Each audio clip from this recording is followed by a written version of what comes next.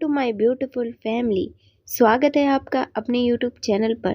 कैसे हैं आप लोग? आशा करती हूँ आप लोग स्वस्थ होंगे, मस्त होंगे। आज मैं आपके लिए लेकर आई हूँ हिंदी से वाच्य टॉपिक। चलिए चलते हैं अपने टॉपिक पर।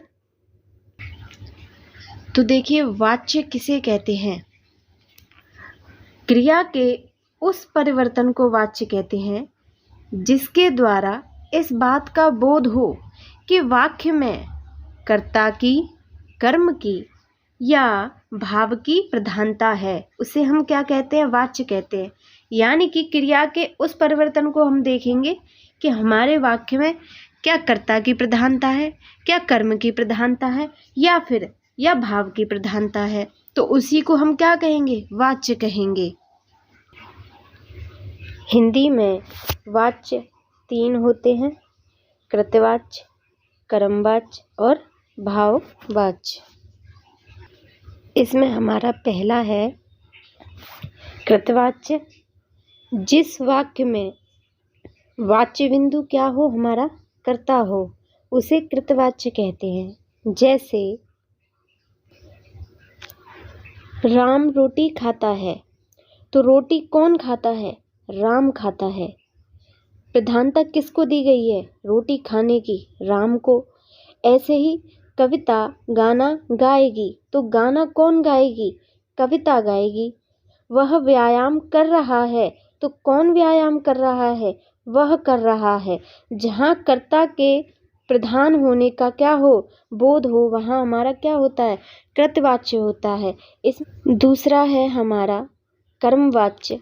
जहाँ वाच्य बिंदु कर्ता न होकर कर्म हो, वह वाच्य कर्मवाच्य कहलाता है। जैसे रोटी राम से खाई जाती है, रोटी राम से खाई जाती है। कविता के द्वारा गाना गवाया गया, रोगी को दवा दी गई। यानी कि इसमें क्या है कि कर्म पर क्या पड़ेगा? प्रभाव पड़ेगा। प्रधानता कर्म की होगी। किसी के द्वारा कोई कार्य कराया जाएगा, रोगी के द्वारा तो क्या कर्म करवाया गया है। रोटी राम से खाई जाती है, तो रोटी राम के द्वारा खाई जाती है। जहाँ कर्म की प्रधानता हो, वहाँ क्या है? कर्म वाच्य है। अगला है हमारा भाववाच्य। तो देखिए, क्रिया के उस रूप को भाववाच्य कहते हैं। यहाँ वाच्य है जिससे वाक्य में भाव की, यानी कि किसकी भाव की प्रधानता प्रकट हो, उसे भाववाच्य कहते हैं। मुझसे चला नहीं जाता, उदाहरण है मुझसे चला नहीं जाता। रामू से बोला भी नहीं जाता। भाववाच्य में हमारा क्या होगा? नहीं आएगा। नहीं का बोध हो, वहाँ क्या होगा? हमारा भाववाच्य होगा। अब देखिए, मुझसे चला नहीं जाता, तो ये क्या अपनी भावना को प्रकट कर रहा है कि मुझसे चला नहीं जाता। रामू से बोला नहीं जाता, तो रामू क्या है?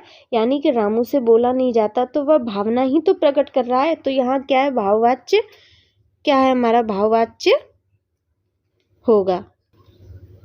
कुछ वाच्य परिवर्तन है। तो देखिए, कृतवाच्य को कर्मवाच्य में बदलना। अध्यापक विद्यालय में शिक्षा देते हैं, कर्मवाच्य में बदलेंगे तो क्या हो जाएगा? अध्यापकों द्वारा विद्यालय में शिक्षा दी जाती है। मैंने आपसे कहा था कि कर्मवाच्य में क्या आएगा? द्वारा आएगा। ऐसे ही इसमें क्या है? सुरेंद्र ने सुंदर गीत लिखे हैं। अब इसमें क्या है हमारा कि सुरेंद्र द्वारा क्या है? सुंदर गीत लिखे गए हैं। अध्यापक ने विद्यार्थी को पाठ पढ़ाया। कर्मवाच्य में बदलेंगे तो क्या होगा? अध्यापक द्वारा विद्यार्थी को पाठ पढ़ाया गया। हम निमंत्रण पत्र कल लिखेंगे, तो हमसे निमंत्रण पत्र कल लिखा जाएगा। वह दिन में फल खाता है, ये हमारा कृतवाच्य है। हम कर्मवाच्य में बदलेंगे तो क्या होगा? उससे दिन में फल खाए जाते हैं। तुम फूल तोड़ोगे, तो इसमें क्या है? तुम्हारे द्वारा फूल तोड़े जाएंगे। यहाँ ज़्यादातर कर्मवाच्य में द्वारा का प्रयोग होता है। अगर हम कर्मवाच्य से कृतवाच्य में परिवर्तन करते हैं तो देखिए, अध्यापक हमारा क्या है, कर्मवाच्य। अध्यापक द्वारा हमें आज नया पाठ पढ़ाया गया, तो ये क्या है, हमारा कर्मवाच्य द्वारा भी आया है। अब इसको हम कृतवाच्य में बदलेंगे तो क्या होगा, अध्यापक ने हमें आज नया पाठ पढ़ाया। ऐसे ही आज हमें व्याकरण पढ़वाया गया, किसी के द्वारा पढ़वाया गया, हमने कृतवाच्य में बदला, आज हमने व्याकरण पढ़ा। ऐसे ही लड़कों के द्वारा आंगन में सोया जा रहा है, तो ये हमारा क्या है, कर्मवाच्य।